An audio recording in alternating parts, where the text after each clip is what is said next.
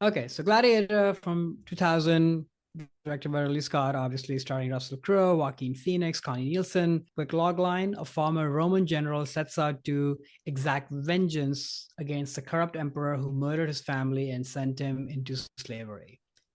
I feel like we've already teased a lot about the movie, so I wouldn't repeat kind of my association as to how I came upon it because we already talked about that. But I think this is, in rewatching it after a very long time, it kind of felt like a perfectly captured movie that Ridley could have made, and for him a pretty deserving like acknowledgement of his talents, I think.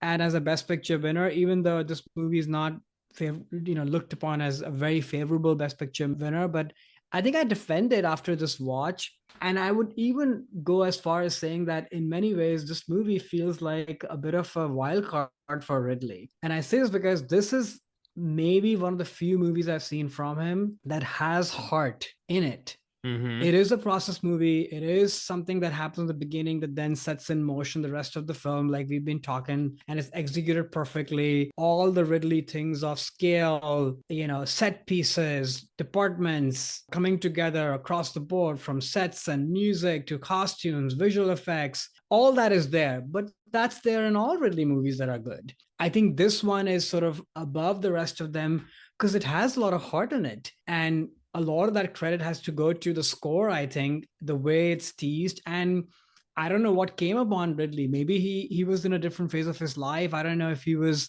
in a relationship. I don't know if he has kids or no, but there was something else going on where he seems to be a little bit more interested in deeper ideas of relationships and the cost of vengeance and the damage that it does, and the unsaid love between two people, in this case Connie Nielsen's character and Russell Crowe, or son and a mother, or the relationship, the toxic relationship between brother and sister. Like, I've not seen relationships and heart being prioritized in a Ridley movie, and this is why this movie is elevated from the rest of them, and that's why it's the best picture winner.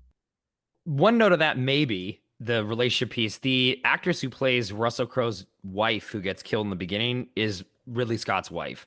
So maybe that's why. I don't know. I did not know that. Yeah, that I learned that for that the says first a time lot. last week. That aside, Wow. like for me, because I know you gave sort of your intro on this movie, like this movie I first saw when it came out, because again, as a big fan of just Roman epics, and saw it I think 3 or 4 times in the theater. Like immediately was just like, this movie is amazing.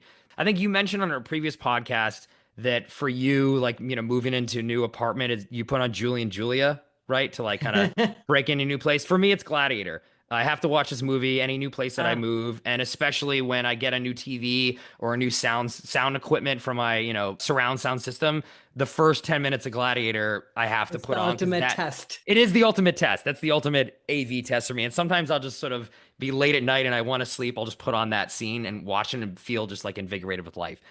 So I've loved this movie from the beginning, but it's interesting because at the time I was sort of the mind, like you said, about why is this a Best Picture nominee? It's just a big popcorn movie. I was very kind of upset that it didn't win that year. I thought it should be Steven Soderbergh's Traffic, because I was a little annoying sort of like film geek Mm, at that time. But over the years, when again I watch this at least once a year, I think this movie, like you said, does deserve to be Best Picture, not only because of those things you talked about, the theme just of the love that Russell Crowe has for his wife, and it's really just about that, about how that can right. wound you, the longing for it, and the realization that, okay, I'm gonna die because I want to be reunited with my wife and my son, but I have to have this vengeance, and that it's the love that is driving that vengeance.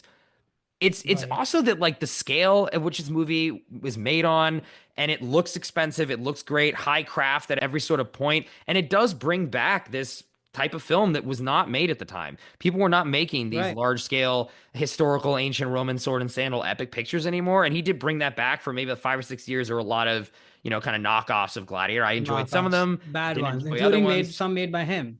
Yeah, that's true. Yeah, though I will stand behind Kingdom of Heaven. If the director's cut of that is just Yeah. blows the doors off. But yes, I think it did change Hollywood in a way. But I think it goes back to not only the performances being amazing and why it deserves to be this Best Picture winner, but also, like you said, the themes.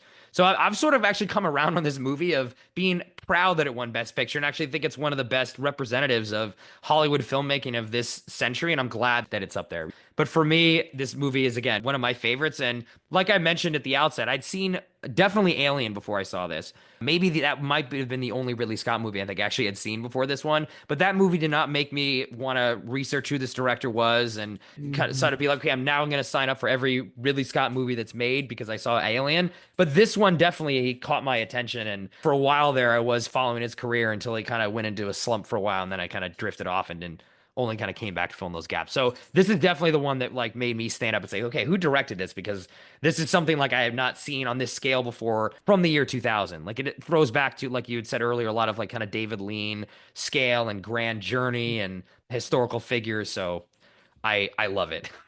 Every part of it. I don't think there's anything to me that is like underwhelming. Especially, I'll just shout out again, like we mentioned several times, the Hans Zimmer score is just out of this world, and it really the second movie is lacking that wallop that this first movie brings in.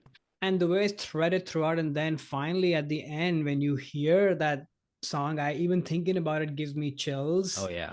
and how it's sort of connected to, his wife and kid are there, they're in heaven or whatever, and this feels, and that whole music, it just sort of ties the whole movie so beautifully and sort of pushes it to a different level in my mind, because you could still have an epic movie with all of those departments singing, but if that level of heart was not in it, it just wouldn't land in this fashion, and that's why it stays, and it has stayed in the culture. And Hmm. I haven't watched it, but clearly you have so many times, and I'm sure others have too. It takes us back to maybe what the Oscars was started for, to reward blockbuster filmmaking with art come together, and art not just in like technical crafts sense, but also something that has something else to say, right? A message or an emotion or what have you. And so yeah, it's actually a very classical best picture winner, I think. Yeah, I've come around to that fact, even though, again, at the time I was like, it Yeah. should be Traffic as a little Yeah. kid, sort of yelling at the screen. But yeah, there is a lot of heart, and a lot of it, I think, is due to Russell Crowe's performance, which, I mean, True. this made it instantly a star. I mean, the gravitas and the star power on screen of him as Maximus is incredible. And it's not Yeah. only those commanding scenes like that opening battle sequence when he's, killing the Germans and defeating them, but it's those emotional scenes when he comes back Right. and sees his wife and son crucified. You believe that he is emotionally distraught, and he's sort of the only thing that is making him not basically want to die is needing to enact the vengeance on the people that did this to them, so then he can finally be free and reunited with them in the afterlife, which is super It's emotional. very And moving. it really is, honestly, like what his Maximus goes through in this movie for the honor of honoring his dead family.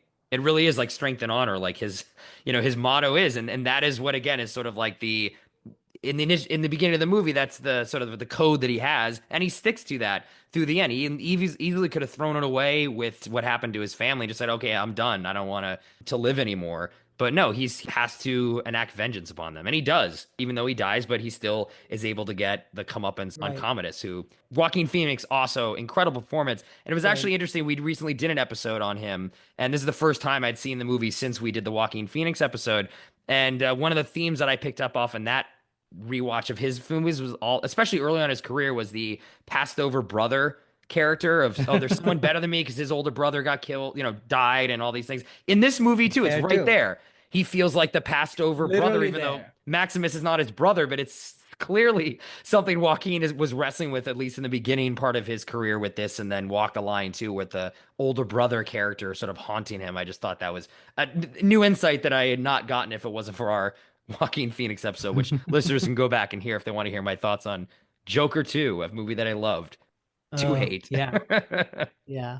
No, he's great in it. And I guess one last thing I wanted to add with the strength and honor piece and what's driving Russell Crowe's character, I think it's so clever in the script, but also in the performance of Jaimin Hansu's character, who's Mm, the other gladiator and friend.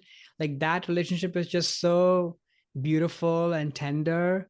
And it's also a way for the audience to be reminded of why Russell Crowe is doing this, because Jarman often says, "Oh, so you're going to meet them there, right?" And he's like, "Not yet." And so there right. are these beautiful touches that remind you why this is happening, but it's done in a very sort of tender, emotional way. And in the end, when Russell Crowe's character dies, like Diamond actually buries the little toys of the Hmm. kid and the wife that he's been carrying. Like all these things are just so, you could argue they're a little bit on the nose, but I think you need that level of dialed up emotion in a movie like this that's epic in scale for it to land and kind of burst out of the Coliseum doors, right? And it totally works, I think. Exactly. The scale, the set pieces are grand, but also that emotion, like you said, is grand too. Like the story really delivers and the characters deliver and the performances deliver too. So that's this also could have been arguably, well, I wouldn't put this as a masterpiece. I think the one that I have is stronger than this one, but it's right up there. For me, it's my second favorite film of his actually